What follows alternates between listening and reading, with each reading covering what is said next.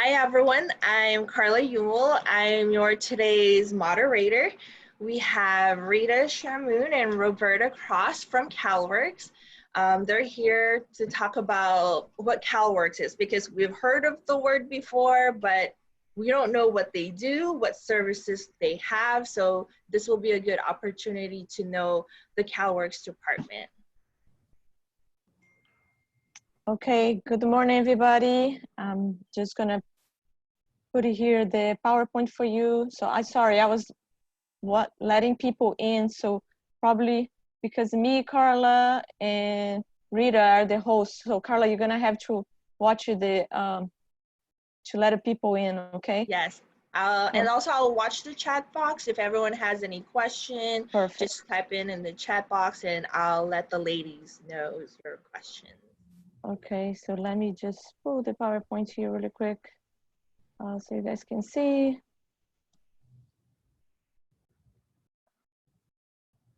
Oops. Okay.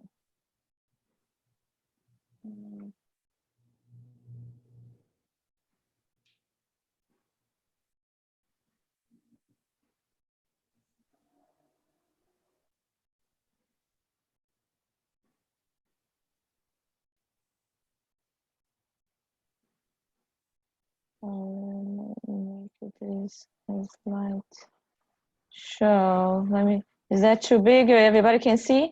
Mm-hmm. Okay, perfect. Perfect. So let me just move you guys to the side here. I have so many boxes. Okay. So good morning, everybody. So I'm Roberta Krauss. I'm the CalWORKs director for, I'm the director for the CalWORKs program here at San Diego Continuing Education, and also Rita. Yep, sorry, I chimed in when I wasn't supposed to yet. Go ahead. I'm Rita Shamoon. I'm the job developer for the CalWORKs department. So I oversee the work study program. And we kind of we're gonna teaching, going through the PowerPoint. So you guys have any questions, please stop us.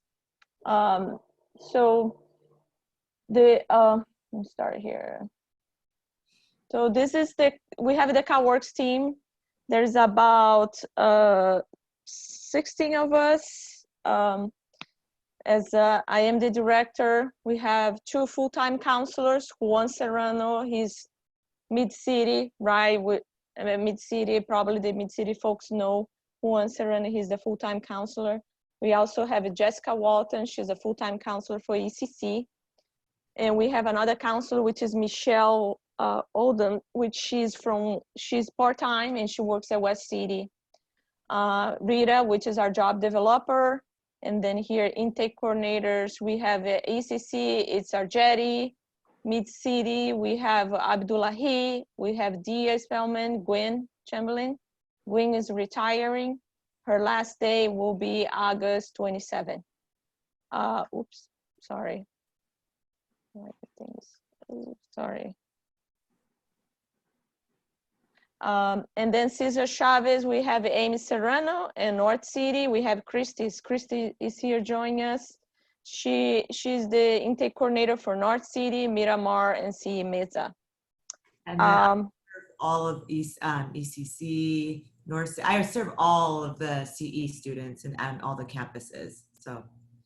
So right now with the remote, we're doing it remotely. So nobody per se is a specific campus. So pretty much when we have a new students, we're matching them with the language. So our group are very diverse, and for the ones that work at Mid-City, there's a lot of language that our students speak, and majority of our CalWORKs students are ESL. So a lot of them don't speak English. So the beauty of our staff is that we have a lot of people that speak different language, and I'll show you guys. But also we have Marie. I don't know if you guys met Marie. She's one of our front staff assistant, and she used to be translated for us. She speaks 7 languages, so she's a big helper in our department. Also, we have Mitza Lindsay. She's a contract. She works at Mid-City. And also we have Crystal Saldana, which is full-time with us too, and she works at ACC. But right now we're just serving all the 7 students from all over all the campus. It's kind of, there's no division of group. When we get a new student, we just match with the counselor that speak the language to make it easy for the students. You can stop me if you have any questions, okay? And Rita, you can jump in if I forgot to say anything. So what CalWORKs stand for? So California Work Opportunity and Responsibility for Kids. This program came in 1997, and it was to feed kids, to get kids out of poverty. So mainly this program is for any single parents or couple that are low income. They can apply at the county to receive cash, and they can be eligible to participate for the CalWORKs work study.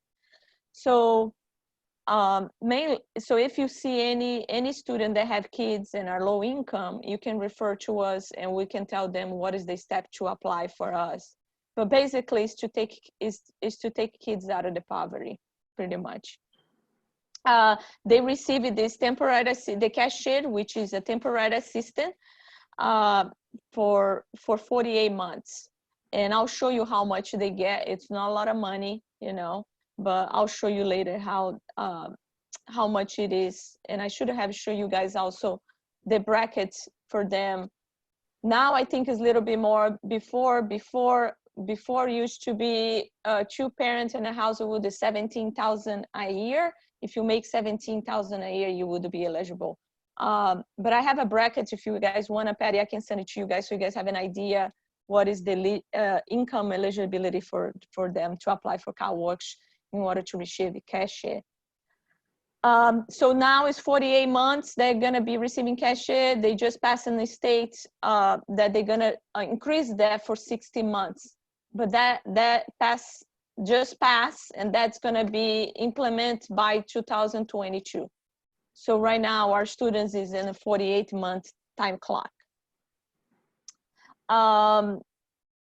So here's our website. I put our website, so I want you guys to take a look at our website. I'm still adding more stuff there, but our website, oops, it's pretty good. It has a lot of information. Can everybody see this? Mm-hmm. Yeah, okay. It has a lot of information, the whole team. Also, if you click here, you can see a flyer. Let me show you really quick. I think I'm gonna have to stop and share again. Oops, the flyers with you guys. Which it literally it give you the contact who is Abdullahi for each of my staff. So who is Abdullahi? What language did he speak? He speak English, Somali, Aramaic, and understand Arabic, Italian. He's a mid-city. His phone number, contact. So here, you know, if you have a student that want to participate in CalWORKs, speak Spanish, you can send it. Oh, Arjedi speaks Spanish. Let me send it to Arjedi. You know. So we have all these people. They speak different language. Michelle speak French as well. Rita speak Arabic. So we have our staff is very multicultural. They speak other language. So we're blessed about that.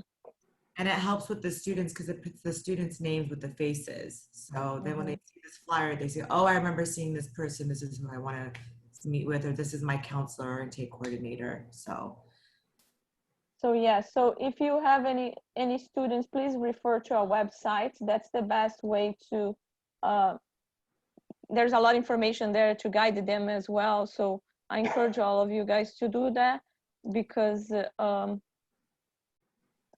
we should go back here, share again. That's a good way to kind of guide our students. So in our website, there's like this flyer that I just showed that you can contact them with us. The eligibility, which I'm gonna go over, the support service. To enroll, we create a Google Doc application because some students have problem with opening PDF, but also we're gonna include here another application with PDF. We have Rita information here for work study if they want to apply for work study, and how to set up appointment, which right now we have phone and text appointments. and Zoom appointments, okay? Also our locations and important documents, how to submit when it's filling a CalWORKs in PDF form. So kind of gave a guideline how to do that. So we have here's our forms that normally students need for the county. So the NOA 116, the application for CalWORKs agreement, all that we needed to have for students when we meet with them. So when the counselor intake coordinator is meeting with them, they refer them to go here and print these forms and fill it up. Or if they're doing a Zoom like I'm doing with you guys, they go here, fill it up, this form with the students and send it to the county.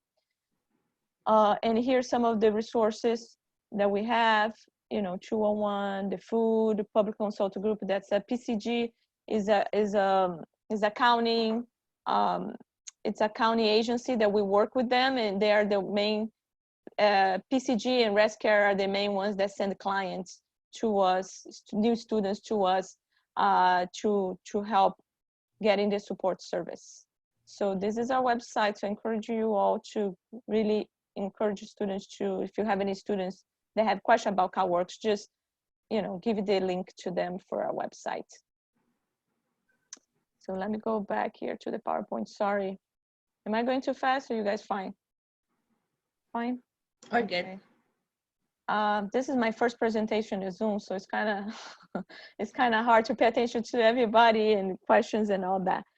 So then California work opportunity and responsibility to kids, CalWORKs, this is our vision, help students to achieve self-sufficient through education, employment, the CalWORKs counselor, intake coordinators and staff, empower students to achieve the academic, career, and personal growth. So pretty much for CalWORKs, I'll make this a little bit bigger, the student have to do an activity. So when they apply for the county, when they go to the county, apply to receive cash, the county say you have to go to work or you have to go to school. And majority of our students go to school because a lot of my students are refugee and asylum. So when they get here, they don't have sometimes they don't have the language, and sometimes they cannot start at the college because they need to build the residency. What does that mean, Roberta? In order to build the residency to be considered California resident, they have to be in California for 1 year, 1 day, and prove that they stay here for 1 year, 1 day. After they being here for 1 year, 1 day, then they can apply for the college to start classes at the college and apply for financial aid.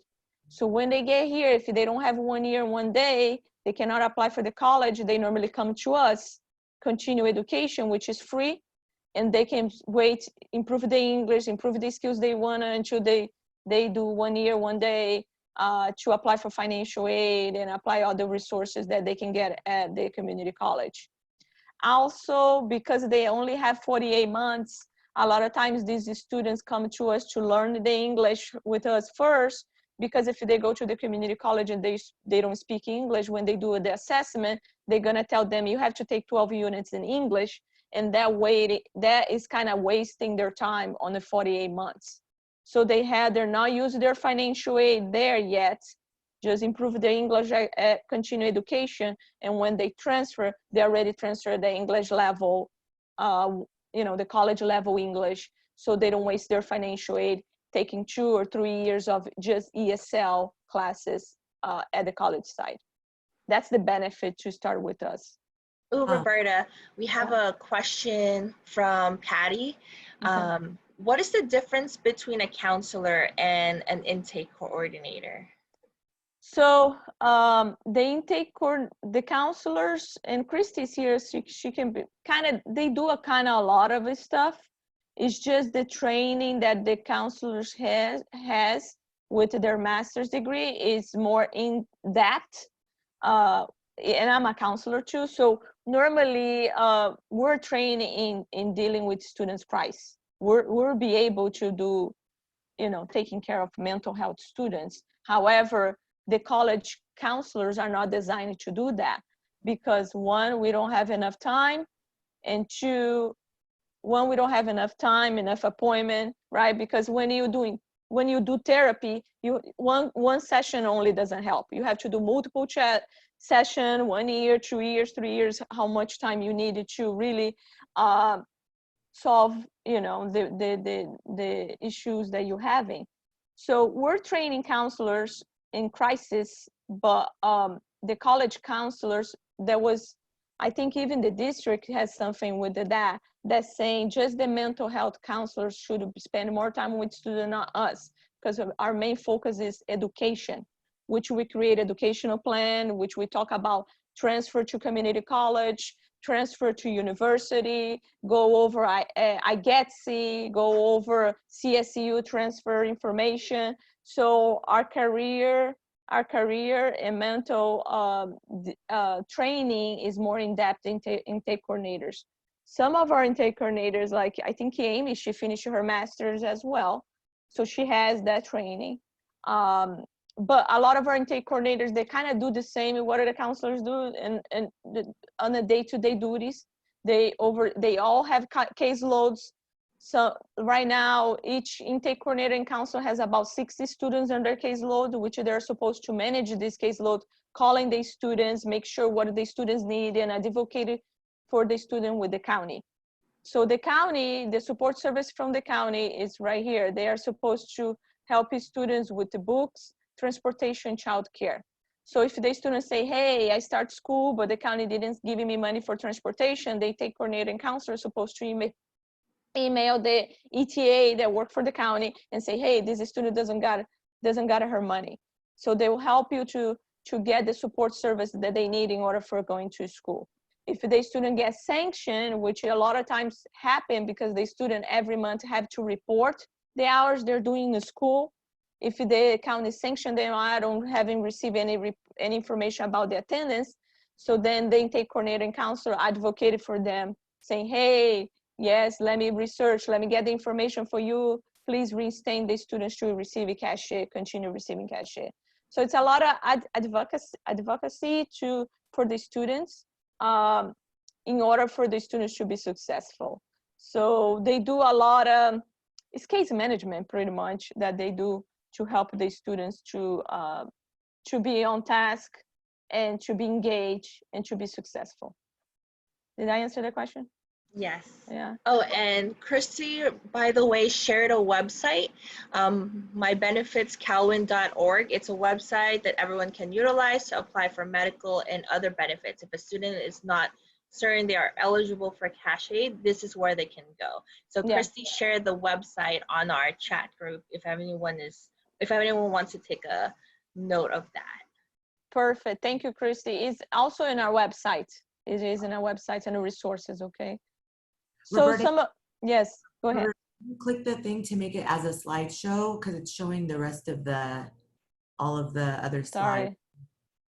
Just so everyone can see it a little more clearly. There you go. Better? Yes, much better. Thank you. Thank you, team. Thank you for working together. It's hard because you have to manage so many things. Anyhow, any questions? Anybody has any questions? No? No? Okay. So support service. So like I said, the intake coordinators and counsel, you know, we do our best to support our students' academic, career, and personal counseling. We do the individual training plan. What is that, Roberta? The individual training plan is like a plan that we need to do for the county. So every students that come in and want to take classes with us, they need to meet with the counselor intake coordinator, and the counselor intake coordinator created this plan telling how many classes they're taking.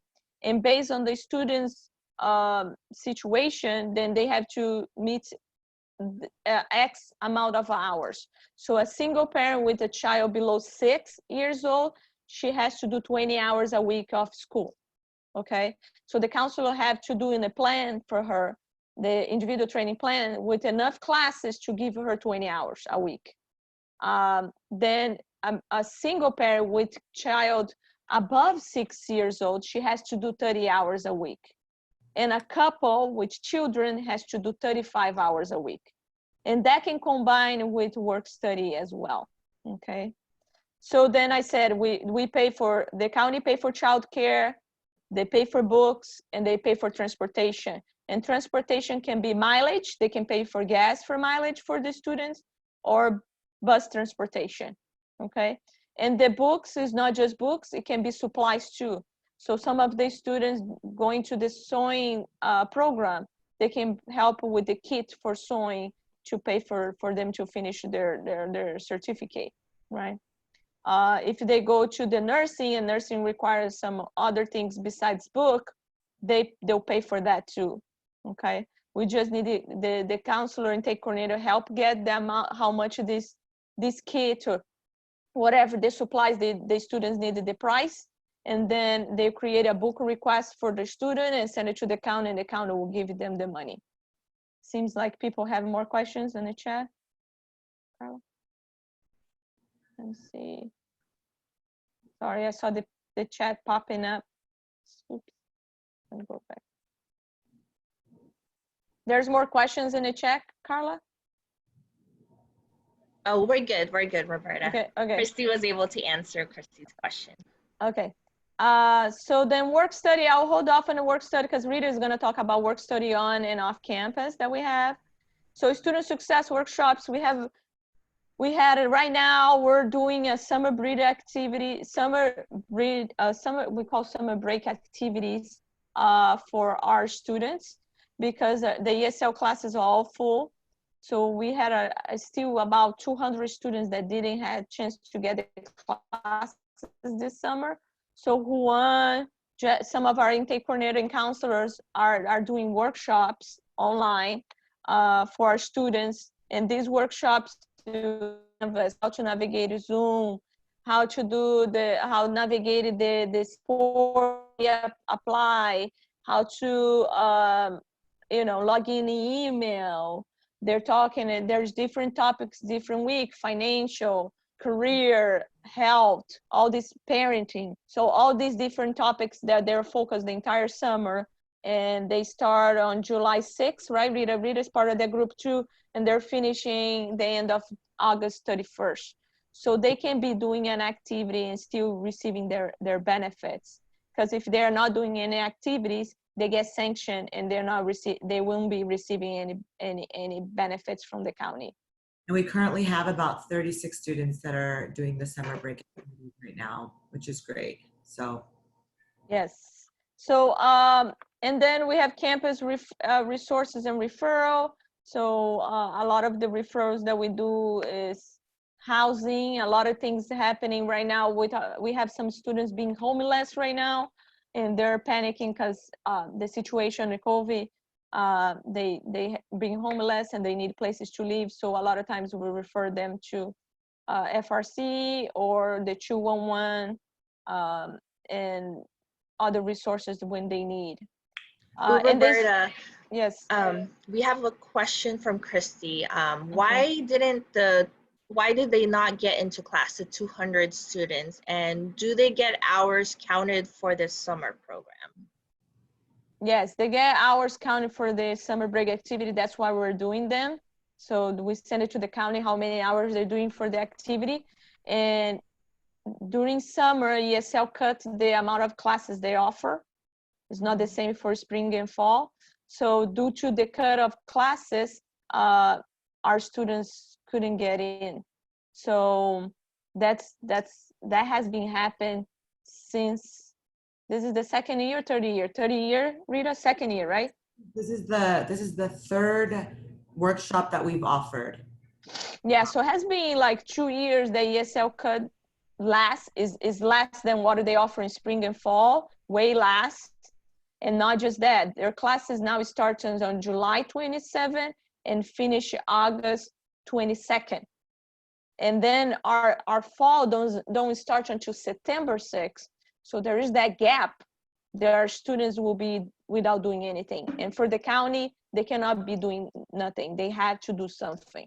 So that's sorry, Roberta. Go ahead. All right, I was just gonna say, so what happens if a student does not meet the hours that they're supposed to be doing? They become sanctioned, and so the cash aid money that they're supposed to be getting, which is additional assistance of money, that gets taken away from them. So that's why it's very important for us to continue to offer them some kind of program or class or workshop so that they can continue to get the hours that they need, so they can continue to get the supportive services that they're receiving. Because once they become sanctioned, all the services that we've been giving them and that county gives them gets taken away from them. Thank you, Rita. See, I'm not, the chat is popping up here, but I'm not looking to the chat, okay. So this is, and then the school supplies we're not giving online, but we, you know, we have CalWORKs backpack, we have notebooks, we have flash drive. So we have some supplies that we give to the students, so that way they can save some money not buying school supplies. So any new students, we give a backpack from CalWORKs, it has a logo and everything, with some of the school supplies inside the backpack. So it's less that they have to buy. And now, so for all our CalWORKs students that register for summer, we gave them a laptop. So we use some of our CalWORKs funded to buy laptops. We distribute about 200, 250, almost 300 laptops for this summer when they enroll in classes, okay? Questions? Sorry, Rita, you have a question? You literally just said what I was about to say for the laptop. Okay. So you're good. Okay. So then the next slide, if nobody has any questions, is work study, and I'll let Rita to speak on that one. Okay, so the work study program, there are a few qualifications. One being that the student is a CalWORKs recipient, active CalWORKs recipient. They do have to be doing 15 hours of class a week. Obviously right now it's online, so students do need to be doing 15 hours of class. If students cannot do the classes, if they're doing the workshop, that qualifies them for the work study program as well. They do have to be an ESL level or have completed ESL level 4 or above, because of the fact that they are going to be working. They do need to be able to comprehend, speak, understand, you know, the directions that are being given to them when they do start working. There's an application that needs to be filled out, which usually is given by the intake coordinators, the CalWORK intake coordinators, and the CalWORKs counselors. So pretty much I work directly with the counselors and the intake coordinators to refer the CalWORKs students to me, the CalWORKs work study students to me. So they're kind of the ones who are screening these CalWORKs work study students, or the potential ones, and they'll have the student fill out the application. I review the application and then I take it from there. So I'll contact the student, I meet with the student, ask them, you know, what kind of job are you interested in? What's your career goals? You know, what are your skills? What's your background? What do you want to do in the future? And then I try my best to place the student accordingly.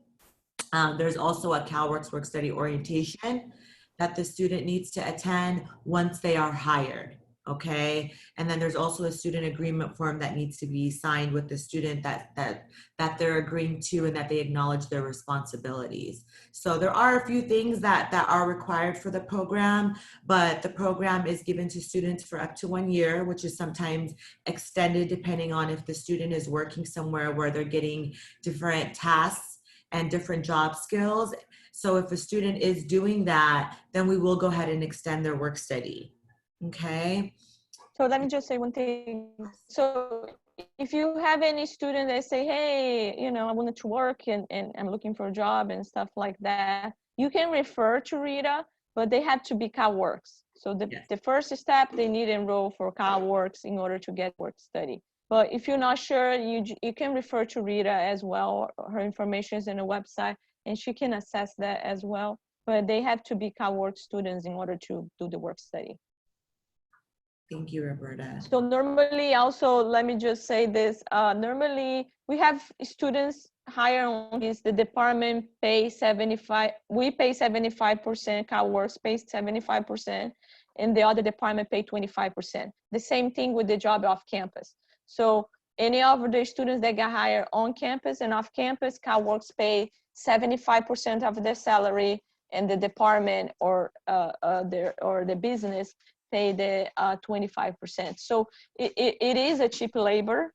So a lot of our, we have a lot of students placed on campus before the COVID happened. And we have a lot of students placed off campus as well.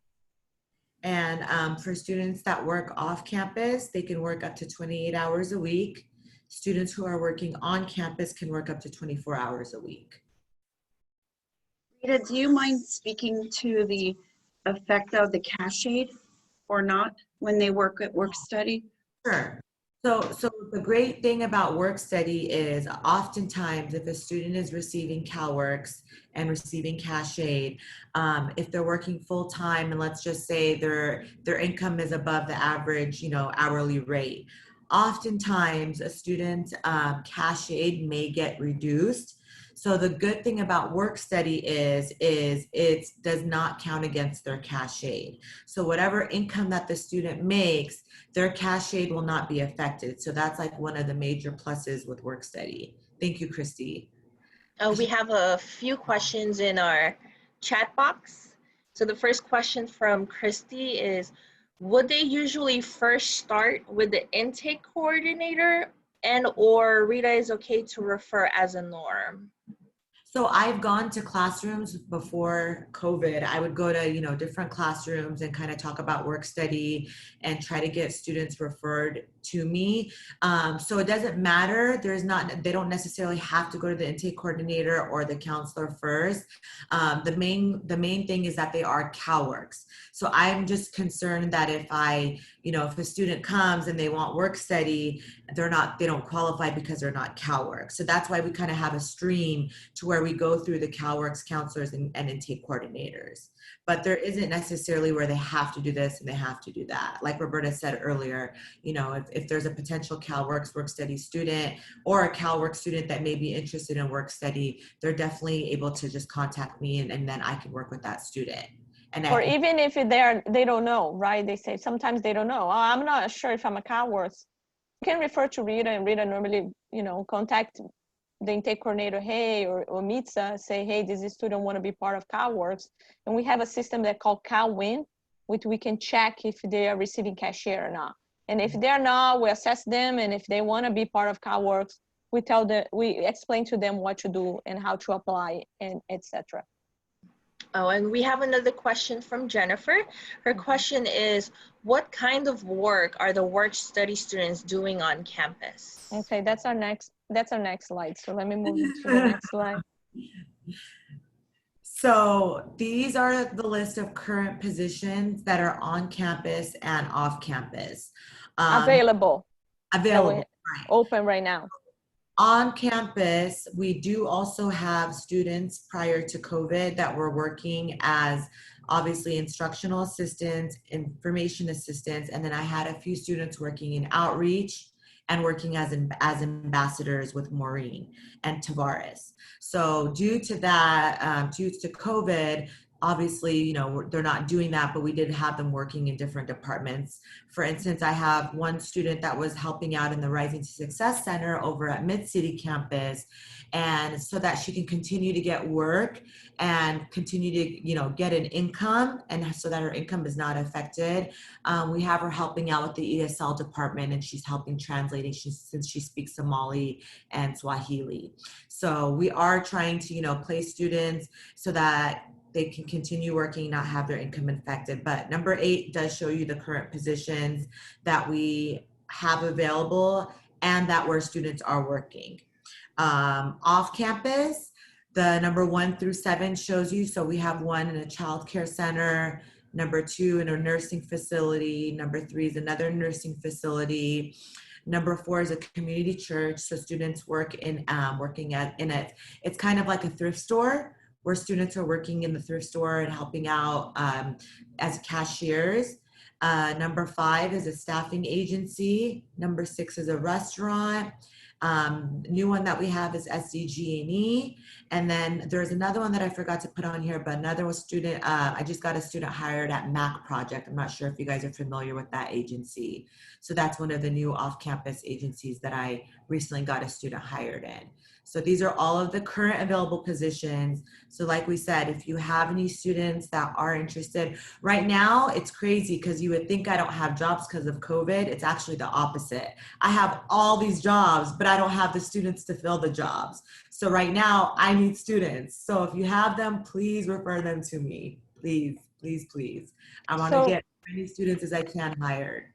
So right now, yeah, so we have a lot of people that wanted to hire students, but we don't have, it's not that we don't have students, we have about for almost 500 students. The the issue, the challenge is majority of our students are ESL 1 to 4. Qualifying students. So they don't speak English very well. So they need to improve the English first in order to be placed in a job. So we have some cases that we have students on the level 4 that speak English very well. Their problem, the issue, the challenge is that they don't know how to write, right? They don't know, so then they're placed on an ESL level. But if we assess and we feel comfortable that they are in the lower level English, but they can communicate very well, we'll place them in a position as well. Yeah, so I had a student a few semesters ago who was an ESL level, I want to say 2, and he spoke Arabic, and I was able to place him in a restaurant where the owner also spoke Arabic. So like Roberta said, even though if they're lower ESL level, there are times where I have, work with the student. If I'm able to speak with them and they're able to understand me and they can comprehend what I'm saying and they can speak back well enough, then I'll go ahead and move forward with placing them. And I'll ask the employer, to do an interview. And if they feel comfortable enough, then they'll go ahead and move forward with hiring the student. So the beauty about work study too is these jobs, they will practice their English. So they're learning new words, they're learning new skills, they're practicing their English. And not just that, also our goal, our main goal is to help these students get out of the poverty. And I'll talk a little bit more about that, but we try to match them with their major, right? If they study business, we're gonna do our best to match them with a business employer. So we try to match them, like if they want to be nurse, we try to put in a nursing facility, so we try to match with the career that the student wanted to do. But a lot of times if the student say, hey, I'm not sure yet what career I want to pursue, we place them in any jobs that they want to do so they can learn a little bit about the job, but also to improve the English as well. And a lot of times, a lot of students that I've worked with too have never worked before or have never worked in the US. In America, yeah. Right. So, especially the women, a lot of the women that I work with, culturally, they don't usually work. They're stay-at-home moms while the husband works. So oftentimes I'm working with a lot of students who've never worked before. So you kind of see once they start working, their self-esteem grows. They become a little more, they start to become a little more independent and just become a little more just secure with themselves, because they're gaining those skills. So that's something too that I've noticed within the work study students that I've worked with. So I think there was a question. Was there a question, Carla? Sorry. Christy just wanted to comment that COVID affects hiring too, especially senior centers and childcare centers. Timing is hard. Yes, and I do have students, like I said, that are working in nursing facilities and in childcare centers, and the employers are doing their best to make sure that they're safe, that they're taken care of, and that they're in a healthy atmosphere. So. Oh, and Jennifer has another question. Do the students get support filling out applications, doing interview practice, etc.? Yes. So I help out with resumes, interview, cover letters, interviewing skills, all the above. So when a student does get hired for work study, when let's just say they're timing off from cash aid or they've exhausted their time with work study, what I'll do is I'll meet with that student one-on-one, and I'll make sure that a resume, a cover letter, and all of the things that are needed are done. So that way when they're done working, they do have that package right there to find another job on their own. And oftentimes I'll help them find a job as well. So, and a lot of students have been hired once their work ends, they've been hired either part-time or full-time where they were working at. So that's the biggest plus, is the employers are like, I don't want to let them go. Even if you guys are not going to pay the 75%, I want to keep the student, and then they'll end up hiring them. So did I answer the question? Yes? Okay. So no more question for work study? No? Okay. So the next slide, we're going to talk about the CalWORKs program eligibility. So as I mentioned, they must be receiving cachet. How do they receive cachet, Roberta? We refer them to the county. They apply for cachet based on the income and based if they have children. So if you have a student that come to you and say, hey, I'm a low income, and then I'm trying to survive here, so you also need to assess if they have kids, because if they're low income and they don't have kids, they don't qualify for our program. So the key about our program is kids, okay? So if they say, hey, I don't have a job, I'm low income, I have kids, so then you can refer to us, okay? That's the key. So the eligibility can be 1 or 2 parent household that I said. As long as they have kids and low income, we can help apply them to receive cachet. Enroll in a certificate or classes to improve job skills. Sorry. Yes. The child has to be under the age of 18. So Yes. just so you guys know. So any children under the age of 18. If they are adults, then they don't qualify anymore, unless if the parents has more kids, right? So the program requirements is complete CalWORKs intake forms and attend the CalWORKs orientation, which we go over, what they need to do in order to be, what is the service we provide for them, what do they need to do in order to keep themselves out of trouble of getting sanctioned, okay? Then we complete an ITP, which I talked to you guys about, which is the classes that they need, and we send it to the county, and that's the trigger for them to start receiving the support service. Also, every month they need to send the reports, school attendance, which call NOA 116, a monthly attendance sheet, which they fill it up every month, the hours they have been attended bi-weekly, and a lot of times the intake coordinator and counselor help them to fill it up the form, and we send the form to the county for them, okay? So that's our CalWORKs eligibility.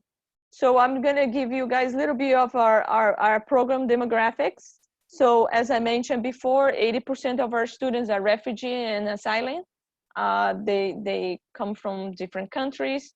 They go and apply for cachet, and then PCG and ResCare, that's the first, not the first agency that they get, that is the first agency they get in contact after the county. PCG say, if you wanna go to school, here's the way. If you wanna go to work, here's the way. So normally they prefer to come to school. And then for the reasons I mentioned before, they send the students to us. So our program is right here. I don't know if you guys can see. We have single parents is about 40%, 2 parents is about 60%. So we have more 2 parenting students than single parent, okay? Majority of the single parents are female. So the gender majority definitely is female, 75% in our program, and male is 25%.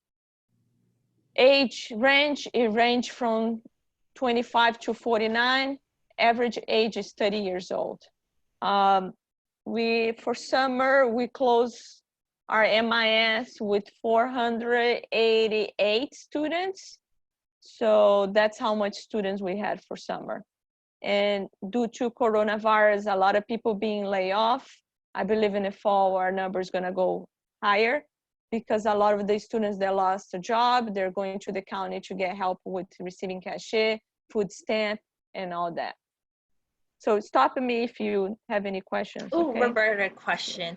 So does the county, are they the one that refers the students to us, or how do you guys reach out to these students? It helped both ways. Sometimes students just come straight to us. Sometimes students get referred from the county. So what happened, there is agencies that work with this asylum and refugee. So like African Alliance, so all that, they help with these students. They say, go to apply for the county for receiving cachet, so you have extra cash to start your life, and food stamp, because you don't have a job. And then the county referred them to start with us.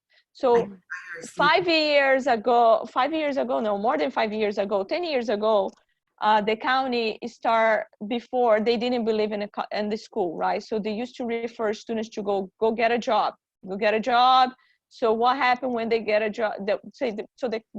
Anybody that comes here, it can be asylum or asylum, anybody that applied for CalWORKs, okay? Before 10 years ago, the push was for them to get a job.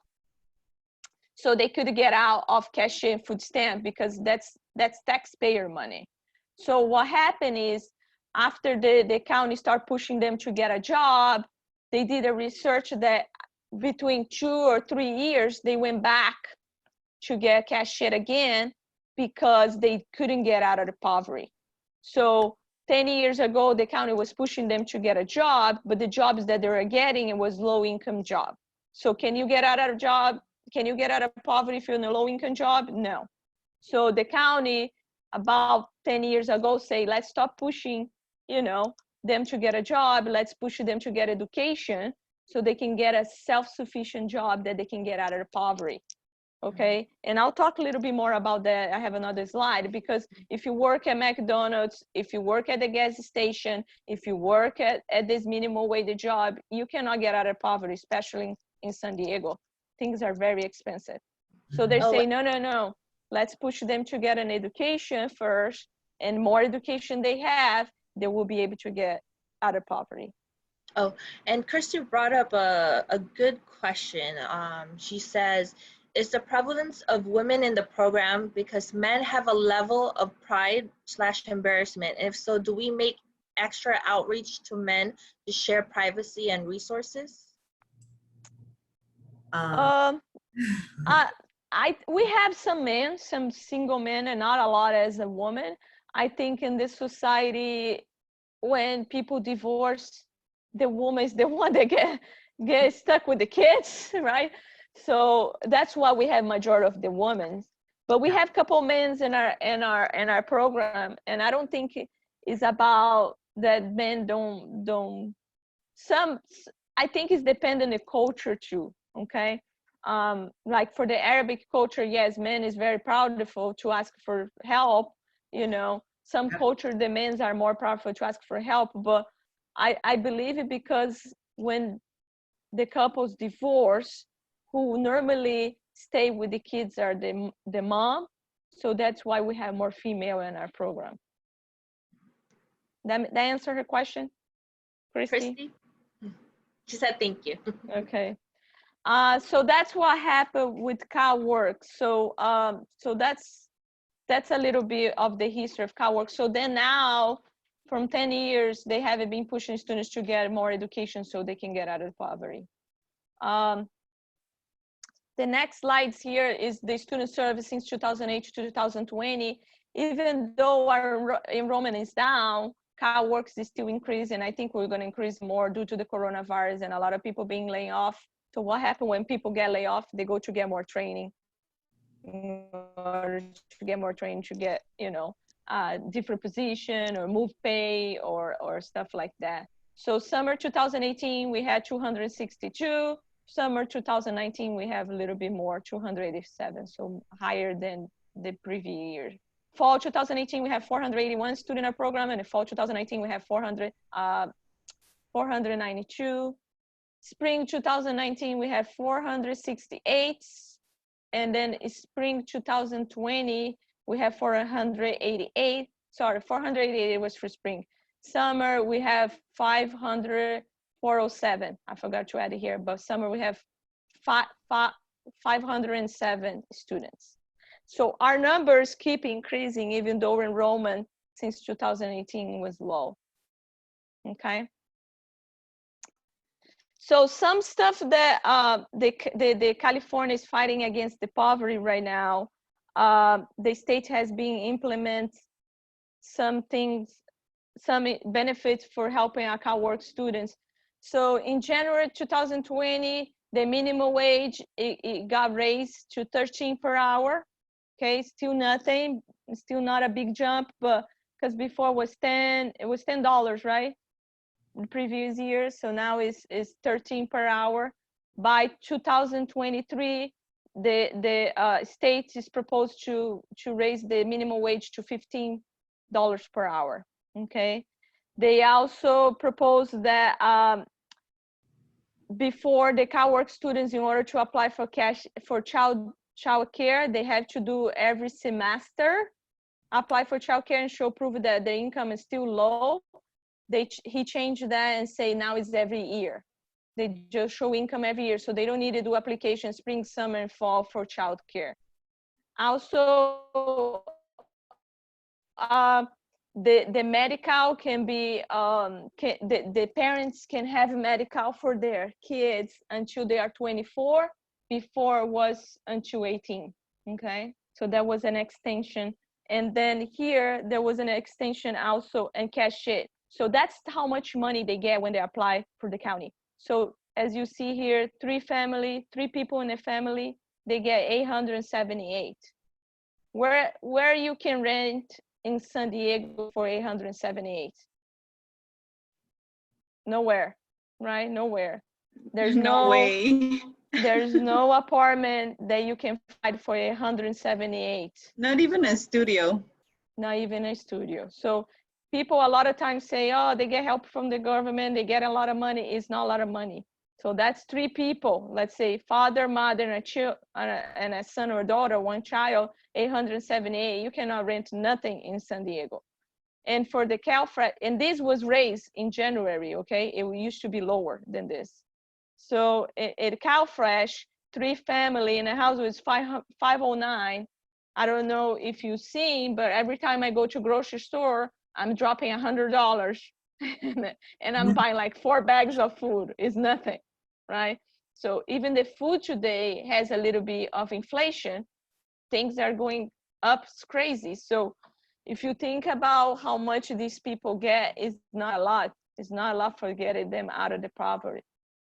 I think there is a question in chat.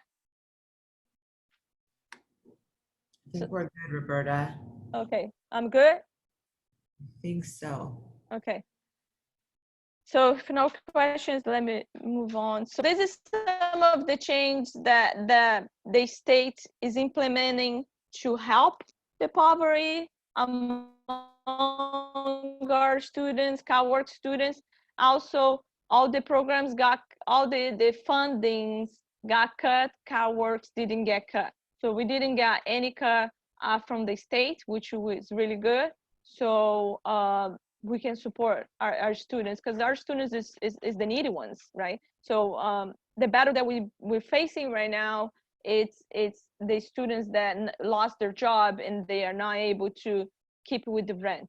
So a lot of the advocacy that we're doing right now is regarding housing and helping students to not be evicted or find a place for them to move because they have been evicted and they're going to become homeless due to the coronavirus. What else I was going to talk about? So the next slide that I have here, I think that's it. So we cover everything, unless if Rita or Christy, and I think Abdullahi is here too, want to add anything that we didn't add, but I'd like to add something. So when we saw the slides of how little our students get and how little they make, we have a lot of pride where we'll have a father or a mother say, well, I'm going to run down to TJ Maxx and get hired. When they get hired by TJ Maxx, any of those hours that they make money reflects on their cash aid lowering. So again, it's not as if they can add to that money, gain anything. They're losing money when the county knows that they're making a wage somewhere. That's the beauty of the work-study program with Rita. It's why it's so vital, is when they do work and they do receive up to 20 hours a week, it's added to their cash aid. It gives them a year-long advantage, getting on top of things, making a little extra money. I always say it's your nest egg. So when CalWORKs does stop, you have a little bit set aside, but what does that mean in San Diego? So it's vital that our students are never looked upon as less than, because what they're doing is so significant. Imagine every day coming into a place like a school and you don't know the language. you don't know the culture, you don't know the smells. It's so intimidating. And then you're just trying to get by. So I think we reach a amazing population of people who have so much to offer. We just have to get them there. Oh, we have a question from Jennifer. Jennifer says, what language support do students get in CalWORKs? So a lot of our students are Creole, French, Swahili, Somalian, Spanish, Arabic. few Arabic, but my majority is Creole, French, Swahili, Somalian, and Spanish. And we have people that speak all this language. We have intake coordinator that speak. I said I have a Marie. She speaks 7 languages. So we have translators that help us when we have students that don't speak any in English. Can I ask a follow-up question about that? This is Jennifer. Yes. I had a lot of the students contacting me through the ESL help desk that spoke Creole, and my French is not that great, but I did the best I could. But you mentioned you have someone that speaks Creole in the department, or? Yes. So right now I'm placing to hire one. We had Sandra, which she used to help our students. She's not working with us anymore, but I'm in the process of hiring somebody. I think Rita just got him approved to hire, so pretty soon he's going to be on board helping us with the Creole. But we have French, we have Spanish, we have the other language. Wonderful. So if I'm contacted by students, because I can help to some degree, but the problem I was having was the students they weren't able to get into their portal to register, and they didn't have the laptop or the technology to be able to get themselves registered. And that's why I think a lot of them ended up on the wait list, or I would forward their info for them to get help with a quick enrollment. I don't know sometimes I feel a little stuck on how to help students. So like I said, let me go back here and show you our website. So this is our website. This is my team. Can you see? Yeah. Okay. So here, if you click here in this form, click here for support team and contact. Let me see if you open again. And I'm gonna add my front staff as well here, because I have Marie, they speak other language. I have my support staff here in what language they speak and their contact information. So the best way is go here and say, hey, have this print out. And I told this to Jen and the ESL department, show her this flyer. And if they have, they're in CalWORKs, I'm stuck and I speak Somalian, then you can refer the students with Abby and say, hey, Abby, this student speaks Somalia, he's stuck with the portal. This is the things that he needs to help with. And they will be more than happy to help the students. Okay, and it's better to refer maybe by email. I see some people have phone numbers here. Are these their Google numbers, or? This is our Google numbers and office numbers, yeah. I think the quickest way is email, is the quickest way.